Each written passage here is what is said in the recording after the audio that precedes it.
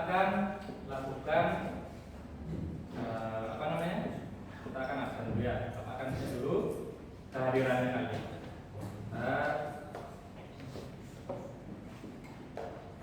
Ada yang tidak hadir teman-teman? Tanya ya? 3 orang. 3 orang. Oke, Bapak kita absen dulu ya. Kemana temannya yang tadi? Ada yang sakit? Ada yang izin, ada yang disipet. Ya. 10. Ya. Kita mulai sekarang tanggal 20. Aidi.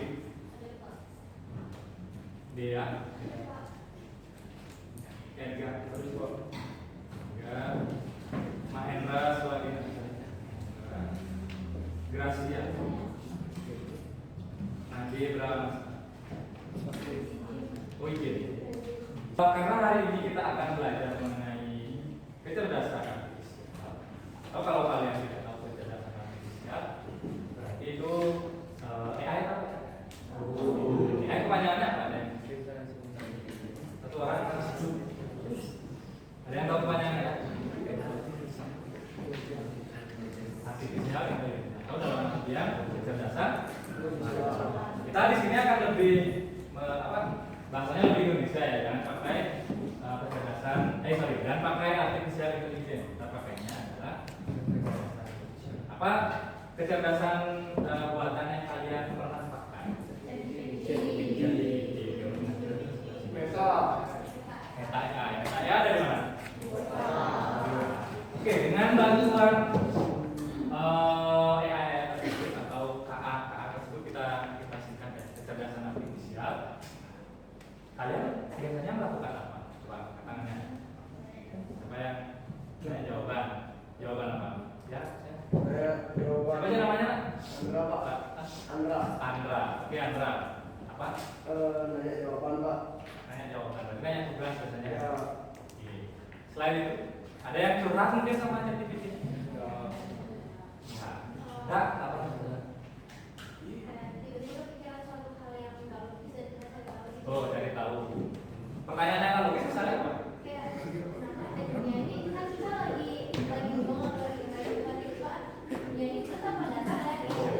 Algoritma kalian ini bulat apa datar? Oh itu. Apakah adonan? Kita nggak tahu. Tapi yang pasti kalian rata-rata di sini pasti pernah menggunakan atau KA. KA adalah sebuah kecerdasan. Pasti pernah.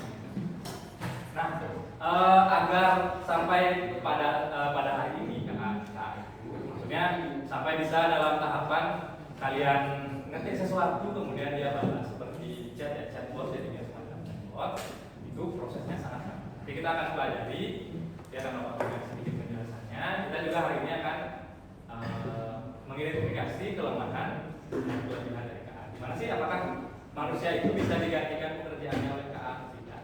Kita akan coba cari tahu. Ya, oke. Nah, kira-kira sebelum kita lanjut ke mengenal perangkat kecerdasan artifisial, apa yang kalian rasa manusia itu bisa lakukan tapi tidak bisa dilakukan sama kecerdasan artifisial? Apa yang bisa dilakukan manusia tapi kecerdasan artifisial itu nggak bisa?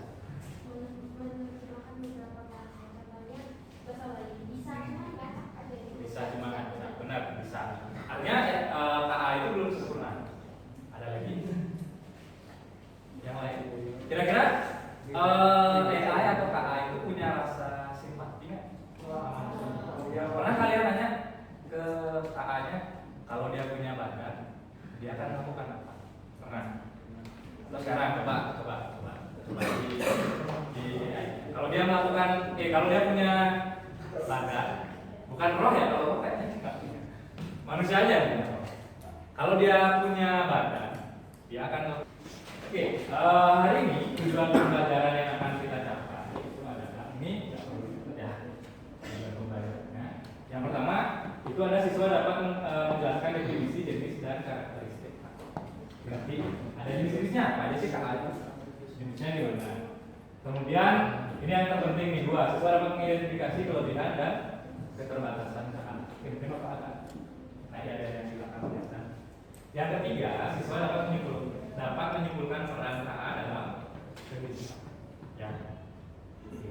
ya itu yang penting untuk dicapai hari ini. Kita lanjutkan. Nah, ini SKA berdasarkan kapabilitasnya. Ada yang namanya artificial narrow intelligence atau ANI. Ini bukan hanya saudara Budi ya. Ini dikenal dengan KA yang sangat lemah. Namanya aja nih, kalian kayaknya lebih bisa bahasa Inggris dari depan. Atau Big AI. Itu perangkat KA yang program untuk menerjemahkan suatu bahasa ke dalam bahasa yang lain. Contohnya Google Translate tuh tadi disebutkan sama Bang Sikun dulu sempurna. Google Translate itu salah satu contoh dari artificial narrow intelligence. Kemudian artificial general intelligence atau AGI. Ini kecerdasannya setingkat manusia, tapi kemungkinan akan mencapai puncaknya tahun 2040. Wih, masih lama. Kira-kira kalian mau berapa tahun? 2040 nggak berapa? Lagi 15 tahun. 15 tahunan. Oh, cepat juga ya. Ini sudah pada potensi. Mungkin sudah tua umur segitu ya. Oke, berikutnya ada artificial super intelligence atau ASI. Ini bukan ASI itu ya. Artificial super intelligence atau disingkatnya ASI. Itu didefinisikan sebagai kecerdasan mesin yang jauh melampaui kinerja kognitif manusia dalam hampir semua. Artinya tidak lama lagi mungkin dia sudah bisa mencapai tingkat pemikiran. Nah, kalian harusnya bisa paham ya bahwa AI itu belum mampu menyaingi cara berpikir. Belum mampu untuk menyaingi cara berpikir. Oke, ini tercapai 2060. 2060 kan ya umur berapa? 50 tahun kan ya. Oke, apakah masih menggunakan AI atau malah kalian kerjanya mengandalkan? Oke, nah, ini jenis-jenis KA berdasarkan fungsionalitas. Oke, ini Bapak juga tidak akan membahas yang lainnya. Yang pertama ada reaktif mesin, di mana dia AI yang dirancang untuk melakukan tugas yang spesifik. Maksudnya kayak tadi bermanufaktur atau Google Translate tadi spesifik pokoknya. Kalau misalnya reaktif mesin AI. Kemudian limited memory. Limited memory cuma dia punya data, hanya saja dia bisa menyimpan diri sendiri. Namanya limited memory. Kemudian yang ketiga, teori of mind. Ini teori of mind ini belum bisa diterapkan karena dia coba dilihat dapat memahami pemikiran dan emosi yang kita alami.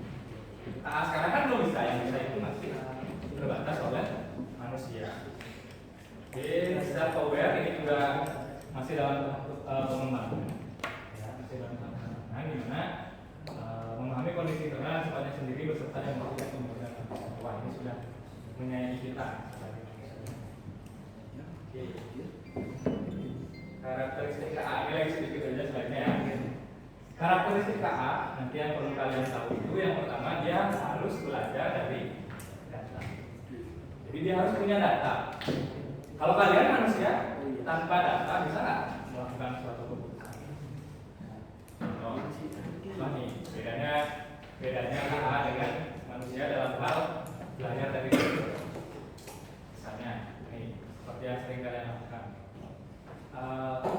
Misalnya kalian pengen bikin ke toilet, tapi nggak mau sendiri. Cuma yang kalian ajak itu jauh ke kebun. Kalian satu di pojok belakang, satu di depan. Masih pakai kode kan? Masih tanya gini atau gini. Nah itu salah satu daripada manusia bahwa bisa belajar tanpa adanya data. Kan tinggal tangannya diberikan. Oh nanti maksudnya bahwa kita ini diajak ke mana gitu, ngikutin yang penting diikutin aja. Sedangkan kalau KA dia harus punya data dulu untuk ditelaah. Misalnya data cuaca tadi dia harus punya sekian hari, baru dia bisa nanti menyimpulkan cuaca besok. Dia harus punya analisisnya. Kemudian yang kedua, beradaptasi dan meningkatkan performa seiring berjalannya waktu. Artinya semakin sering kalian bertanya sama si ChatGPT atau dengan Meta AI, maka dia akan menyesuaikan dengan kalian di kemudian hari. Misalnya kalian lebih suka jawaban yang simpel, kalian lebih suka jawaban yang bertele-tele misalnya, AI-nya akan belajar dari situ. Ya, oke. Kemudian bekerja menggunakan algoritma dan model prediktif. Jadi KA itu bisa memprediksikan apa saja yang kalian butuhkan. Contoh nih, pernah kalian lagi ngobrol ini, nanti mungkin pasti akan kejadian. Kalian ngobrol mungkin sama temennya, oh nanti saya mau beli mau beli ayam geprek di depan. Biasanya kalau HP kalian ada di dekat kalian, keluar rekomendasi ayam geprek enak di pasar. Tanpa kita harus mencari tahu atau ngetik di kolom besar. Nah itu kira-kira apa? Apakah artinya HP kalian di sana? Ada ngomongin tentang ayam geprek, tapi tanpa kalian chat temennya, tanpa kalian cari komentarnya, tiba-tiba ketika kalian buka Instagram atau TikTok mungkin ada rekomendasi ayam geprek enak di pasar. Kira-kira apakah HP kalian dihack atau diretas mungkin?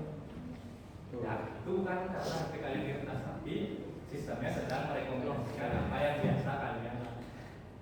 Ya, makanya dibilang bekerja menggunakan algoritma dan model prediktif.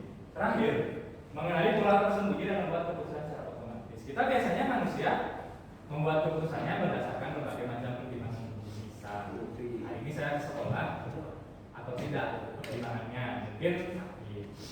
Yang kedua mungkin hujan, mungkin depan rumahnya banjir. Artinya banyak keputusan yang akan kita lakukan. Sedangkan kakak, dia hanya akan terus melakukan sesuatu tanpa tanpa dia mempertimbangkan keputusan tadi. Jadi dia mau sekolah udah sekolah aja.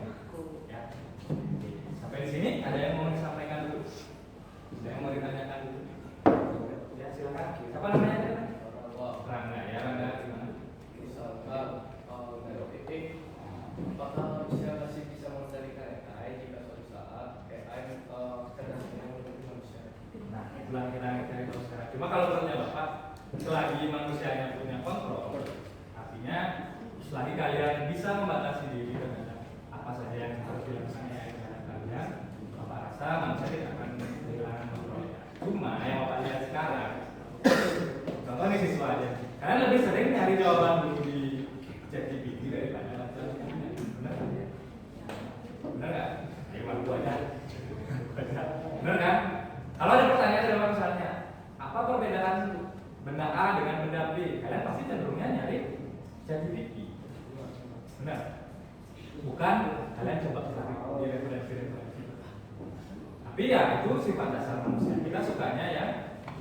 Oh iya, pernah nonton ini nggak? Pernah nonton yang suka nonton film superhero, Avengers atau Iron Man? Nah di sana kan ada apa ya? Ada kecerdasan buatan atau artificial intelligence yang namanya kalau nggak salah Jarvis sama Friday. Jadi dia fungsinya adalah untuk melayani tuannya. Ketika ingin menunjukkan bahwa AI itu harus belajar, tapi lihat desainnya cuma nggak bisa aja. Ya, cuma lihat yang bisa. Tapi siapa yang bisa bantu Bapak? Boleh silakan ke depan.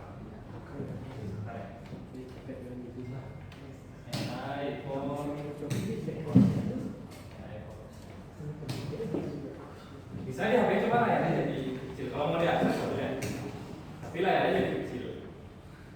Oke, coba.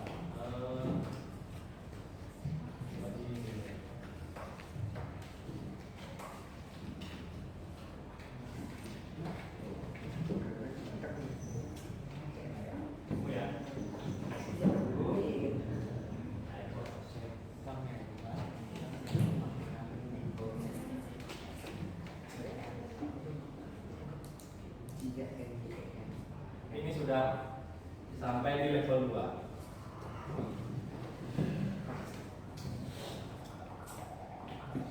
Jadi tulisannya itu apakah ini ikan? Apakah ini ikan? Jadi di bawahnya akan ada tombol untuk. Nah nih, ya tidak tahu. Sekarang kita akan lanjutkan dengan diskusi. Jadi Bapak akan berikan LKPD ya kalian. Kemudian dari LKPD tersebut nanti silakan kalian jawab berdasarkan kelompok. Ini kan sudah dekat dengan kelompoknya. Nah, kita akan bagikan LKPD-nya. Dari kelompok 1 ya. Kelompok 1 berapa? Ini kan ada tabel di sana. Di bawah nama kelompok itu ada tabel. Kalian harus apa yang kalian sudah dapat dari penjelasan Bapak? Oke, silakan dimulai. Apakah manusia? Apakah kakak? Atau kedua-duanya? Atau malah tidak ada sama sekali ya? Ya. Atau mungkin punya emosi dan empati, siapa yang bisa? Apakah manusia atau kakak? Nanti diisi siapa yang maju itu penjelasan. Kan? Diisi dulu.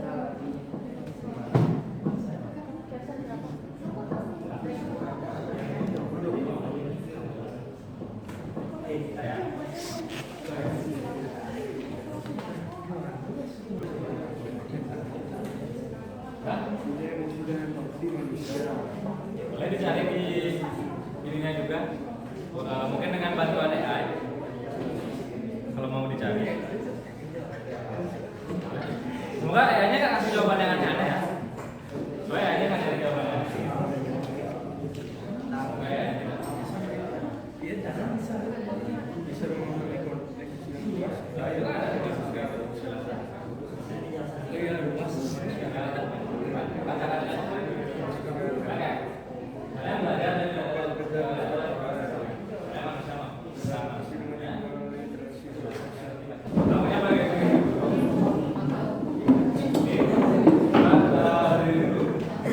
Kalau punya game yang namanya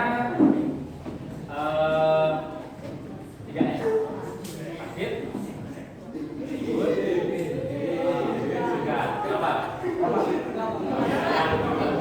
Kita sedikit ya. Gerak. Silakan berkumpul dulu dengan kelompoknya. Kalau misalnya yang tadi berdua, berarti ada 8 kelompok. Semoga ribuannya cukup ya. Tapi sebelumnya kita latihan dulu. Siapkan satu pulpen di tengah tali. Jangan lima-limanya mengeluarkan pulpen, satu kelompok. Satu saja.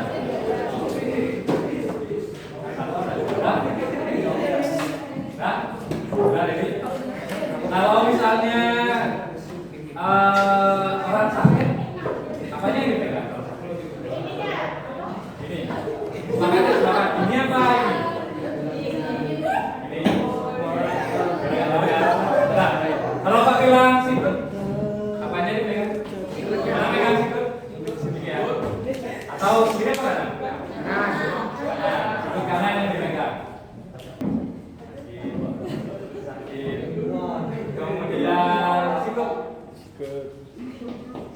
Sakit.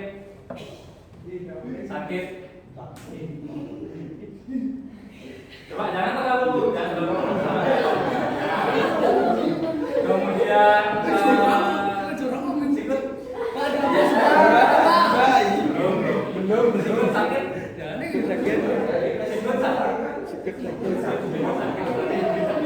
Sikut sakit.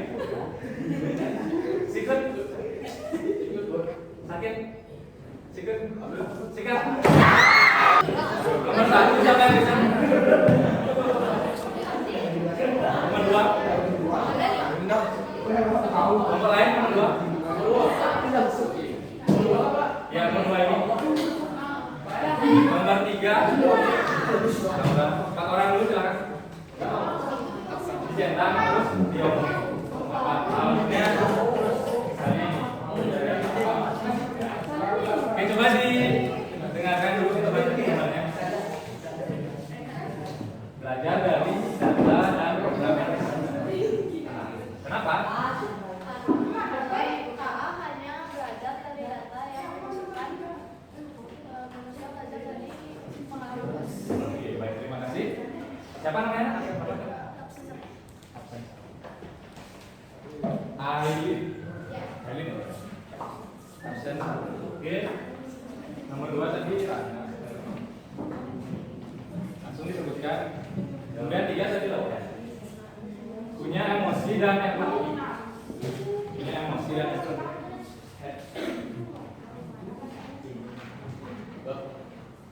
Kenapa hanya manusia yang seperti itu? Karena manusia memiliki perasaan dan empati, sedangkan KA tidak memiliki perasaan. KA tidak memiliki perasaan dan baik, terima kasih Raka. Dan Rangga Pratama.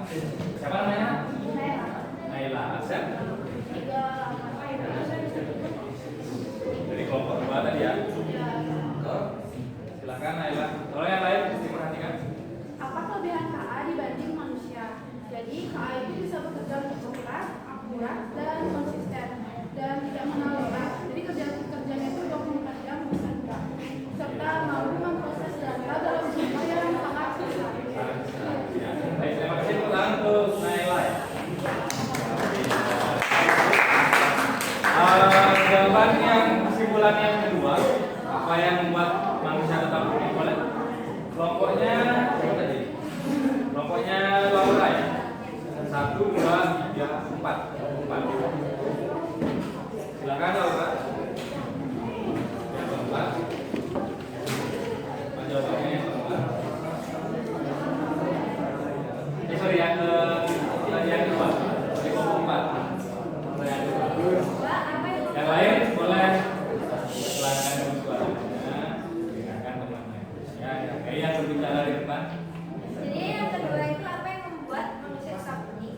Yang membuat manusia tetap unik adalah manusia bisa mempelajari dan memahami hal yang ada dengan berbagai aspek, mulai dari emosi, serta logika, dan nilai moral, serta kemampuan memahami konteks sosial budaya yang luas. Baik, dan untuk kelompoknya lalu kemudian terakhir, apakah kita bisa menggantikan manusia sepenuhnya? Oh ya, silakan. Jadi namanya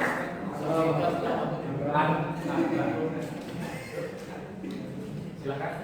Kelompok 7 ya. Menurutmu, apakah KA bisa menggantikan manusia sepenuhnya? Tidak. KA hanya dapat membantu dan melengkapi pekerjaan manusia, tetapi tidak bisa menggantikan peran manusia sepenuhnya. Karena keterbatasan dalam emosi, nilai etika, tanggung jawab moral, dan integritas.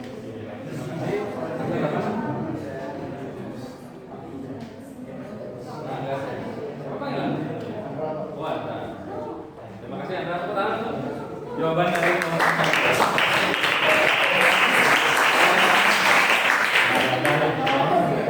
Kebanyakan tepuk tangan. Oke. Jadi tadi kita sudah umpan baliknya sudah kalian sampaikan ya mengenai mengenai kakak. Oke. Nah, sedikit lagi kita akan melakukan yang namanya refleksi dari materi. Kira-kira apa sih yang kalian bilang pelajari hari ini? Boleh katanya? Oke deh, saya katakan lagi. Laura, apa yang sudah kita pelajari hari ini? Silakan Laura.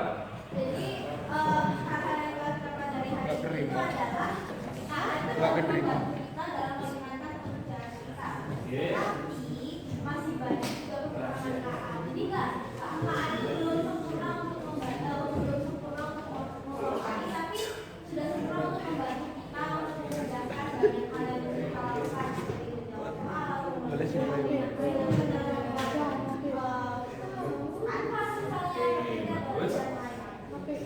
Terima kasih Laura. Itu hal yang kita pelajari. Kemudian mungkin Laura akan menanyakan pertanyaan kedua. Apakah